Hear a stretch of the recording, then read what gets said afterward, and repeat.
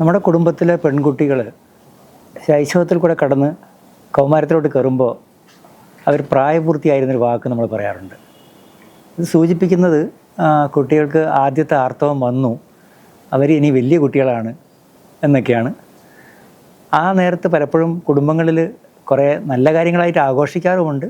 അതേസമയം ചിലപ്പോൾ ഈ കുഞ്ഞുങ്ങളെ പേടിച്ചു പോകത്തക്കണം കുറേ പാടില്ലായ്മകളും പറയാറുണ്ട്. ആർത്തവം ഒരു വളരെ പോസിറ്റീവ് കാര്യമെന്ന് പറയാൻ കാര്യമുണ്ട്. കുട്ടിക്കാലത്തും ഒന്നും ഇല്ലാത്തതും ആണുങ്ങൾക്കേ ഇല്ലാത്ത ഒരു കഴിവാണ് ഒരു പെൺകുട്ടിക്ക് വലുതായി പിന്നെ ലൈഫിലെ അടുത്തൊരു സ്റ്റേജിൽ ഒരു അമ്മയാകാനും ഒരു കുഞ്ഞിന് ജന്മം നൽകാനുമുള്ള കഴിവ്. അപ്പോൾ ഇത് തീർച്ചയായിട്ടും നമ്മൾ ഒരു മനസ്സിൽ വളരെ അഭിമാനിക്കേണ്ട ഒരു കാര്യമാണ്, വളരെ നല്ല വെളിച്ചത്തിൽ കാണേണ്ട ഒരു കാര്യമാണ്. അതിൻ്റെ ആദ്യ സൂചനയാണ് ഈ ആർത്തവം എന്ന് പറയുന്നത്. ശരീരത്തിനുള്ളിൽ പ്രജനന വ്യവസ്ഥയുടെ എല്ലാ ഭാഗങ്ങളും കറക്റ്റായി തന്നെ വർക്ക് ചെയ്യുന്നു, വേറെ അപാകതകളും ഒന്നും ഇല്ല എന്നുള്ളതാണ് അത് സൂചിപ്പിക്കുന്നത്. അപ്പോൾ എല്ലാവരും ഇതിനെപ്പറ്റി ഒരു നല്ല അറിവും അവബോധവും ഒക്കെ ഉണ്ടാകണം. അതിൽ പെൺകുട്ടികൾക്ക് മാത്രം പോരാ, ആൺകുട്ടികൾക്ക് വേണം, അതുപോലെ രക്ഷാകർത്താക്കൾക്ക് വേണം, കുട്ടികൾ പഠിക്കുന്ന സ്കൂളുകളിലെ അധ്യാപകർ, അത് സ്ത്രീകളായിക്കോട്ടെ പുരുഷന്മാരായിക്കോട്ടെ, അവർക്കും ഉണ്ടെങ്കിൽ ഈ സ്കൂളിൽ പഠിക്കുന്ന വിദ്യാർത്ഥിനികൾക്ക് ആർത്തവമുണ്ടൊക്കെ ഉണ്ടാകുമ്പോഴും ആർത്തവ ദിവസത്തിൽ അവർ വരുമ്പോഴൊക്കെ വളരെ സപ്പോർട്ടീവായിട്ട് നല്ലൊരു താങ്ങ് കൊടുക്കത്തക്കവണ്ണമുള്ള അറിവും അവബോധവും എല്ലാവർക്കും അത്യാവശ്യമാണ്.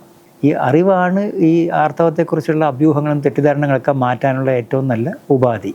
ഉദാഹരണത്തിന് ഇപ്പോൾ ആർത്തവം വരുമ്പോഴേക്കും അത് കുടുംബത്തിൽ നിന്ന് മാറിയിരിക്കണം, അല്ലെങ്കിൽ മറ്റുള്ളവരായിട്ട് ഇടപഴകാൻ പാടില്ല, കുടുംബാംഗങ്ങളിൽ നിന്ന് വേർപെട്ട് നിൽക്കണം, വേറെ മുറിയിൽ കിടക്കണം എന്നൊക്കെ ഉള്ള പണ്ടത്തെ ആചാരങ്ങളൊക്കെ ഉണ്ട്. ഇതൊന്നും വലിയ ശാസ്ത്രീയമായ കഴമ്പില്ലാത്ത ആചാരങ്ങളാണ്. അതുപോലെ തന്നെ കളിക്കാൻ പാടില്ല, ഓടാൻ പാടില്ല, ചില ആഹാരങ്ങൾ കഴിക്കാൻ പാടില്ല, അങ്ങനെയുമില്ല.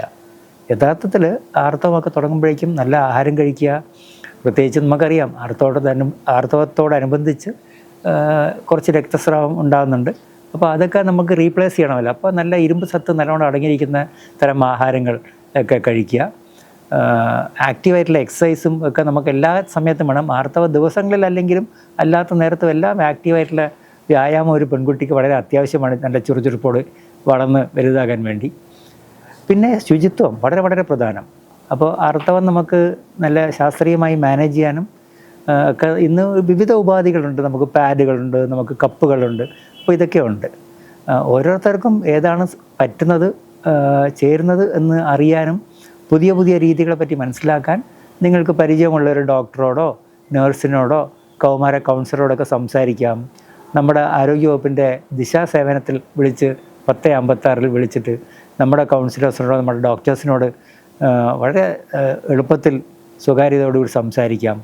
അങ്ങനെ കാര്യങ്ങൾ ഓരോ വ്യക്തിക്കും ഒരു കുട്ടിക്കും വേണമെങ്കിൽ തന്നെ മനസ്സിലാക്കാം. അപ്പോൾ അങ്ങനെ ശുചിത്വം, ശാരീരിക ശുചിത്വം നല്ല കറക്റ്റായിട്ട് നമ്മൾ മെയിൻറ്റെയിൻ ചെയ്യുക. ഈ ഉപാധികളൊക്കെ യൂസ് ചെയ്യുന്നവർ ഒറ്റ കാര്യം വളരെ കാര്യമായി ശ്രദ്ധിക്കണം. അതായത് ഇതെല്ലാം മാറ്റേണ്ട ഒരു സമയമുണ്ട്. പാഡായിക്കോട്ടെ കപ്പായിക്കോട്ടെ 6 മുതൽ 8 മണിക്കൂറിനുള്ളിൽ ഒരിക്കൽ മാറ്റിയിരിക്കണം. അത് മാറ്റി പുതിയത് ഉപയോഗിക്കുന്നത് അല്ലെങ്കിൽ മാറ്റി ഉപയോഗിക്കുന്നത് വളരെ പ്രധാനപ്പെട്ട കാര്യമാണ്. അതിലാണ് ഏറ്റവും കൂടുതൽ ശുചിത്വത്തിൽ ശ്രദ്ധിക്കേണ്ടത്. അതുപോലെ തന്നെ നമ്മുടെ അടിവസ്ത്രത്തിൻ്റെ ശുചിത്വം, ശരീരത്തിൻ്റെ ശുചിത്വം, ഇതെല്ലാം നമ്മൾ ശ്രദ്ധിച്ചു കഴിഞ്ഞാൽ അണുബാധകളൊന്നും ഇല്ലാതെ ഈ സമയം നമുക്ക് കടന്നു പോകാം. പിന്നെ നമ്മുടെ സ്ഥാപനങ്ങൾ നമ്മളെല്ലാം ഓർക്കണം. നമ്മൾ പഠിക്കുന്ന സ്ഥാപനങ്ങളിൽ കുട്ടികൾക്ക് ഒരു പങ്കുണ്ട്, രക്ഷാകർത്താക്കൾക്ക് പങ്കുണ്ട്, ടീച്ചേഴ്സിന് പങ്കുണ്ട്. അപ്പോൾ അതുവഴി അവിടെ ഒരു ആർത്തവം അനുഭവിക്കുന്ന ഒരു കുട്ടിക്ക് എല്ലാ സൗകര്യങ്ങളും സപ്പോർട്ടുമുണ്ടോ, അവിടെ നമ്മുടെ വീട് പോലത്തെ ഒരു അന്തരീക്ഷം അവിടെ കുട്ടികൾക്ക് വാഷ്റൂമിലും ബാത്റൂംസിലൊക്കെ ക്രിയേറ്റ് ചെയ്യാൻ പറ്റുന്നുണ്ടോ, അത് അന്വേഷിക്കേണ്ടത് നമ്മുടെ എല്ലാവരുടെയും കൂട്ടുത്തരവാദിത്തമാണ്. അതുപോലെ വീടുകളിലും നമ്മൾ വിവേചനങ്ങൾ, ഡിസ്ക്രിമിനേഷൻ, അത് വീട്ടിലായിക്കോട്ടെ, ജോലി സ്ഥലത്തായിക്കോട്ടെ, മറ്റ് ഏത് സ്ഥലത്തായിക്കോട്ടെ, ഏത് പൊതു ഇടത്തിലായിക്കോട്ടെ, അത് ഉണ്ടാകാതിരിക്കാൻ വേണ്ടി എല്ലാവരും ഒരു നല്ല പോസിറ്റീവ് അറിവോടുകൂടി മുമ്പോട്ട് പോകുക എന്നുള്ളതാണ്.